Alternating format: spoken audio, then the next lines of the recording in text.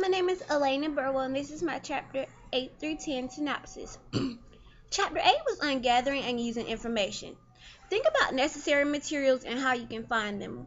When picking information from the website, you want to figure out if it's a credible source, who wrote it, and who published it. Also, you have to figure out what was the purpose of this information, what was it written for in the beginning. You can also pull information from media sources as well as the library and yourself as a source if you have information that you already know about. In chapter 9 was about organizing and outlining your speech. After you have chosen a topic and picked out your information, you want to organize it so that when you give your speech, everything is organized. You need to develop the main points of your speech. When you give your main points, make sure that they are clear so that your audience won't be confused on what your main points are. You should avoid jumping from place to place when giving your speech. That also can cause confusion. Try to have information that the audience have heard or are familiar with so that you can try to engage them and keep them interested in your speech. You can also use humor to do that. Chapter 10 was on managing speech anxiety. A lot of us can get panicky or we can have anxiety when it comes to speaking because we don't know if it's going to come out right, if it's going to sound right, or how others may perceive what we are saying. So if you have to give a speech, you may become nervous. This is happening because you can get a rush of adrenaline or you get that funny feeling in your stomach, which some refer to as butterflies.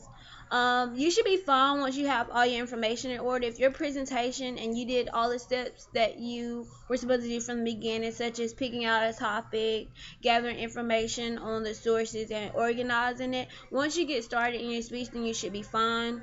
It's also good if you practice your speech out loud and in front of someone so they can give you feedback on how you did on your speech.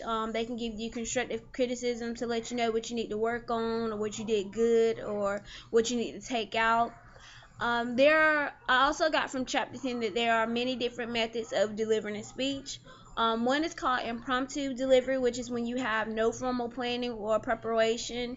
And an example of this is answering a question in class. A lot of us do impromptu delivery all the time. It may be even random when you just have to talk or discuss a subject. One other type is a manuscript, which is a speech read word for word. When you read a paper, like just word for word. When giving a speech, you have to think about your physical aspects as well. You have to think about your physical appearance, how you dress and how you look. You don't want to wear anything that may distract the audience, something that's flashy or just really bright and that draws the attention away from your speech and onto what you're wearing. Also, when you can have presentational aids when you're doing a speech, you want to make sure that it adds to your speech and that it doesn't take away from your speech. You don't want to add something in to take away what you're trying to give to your audience.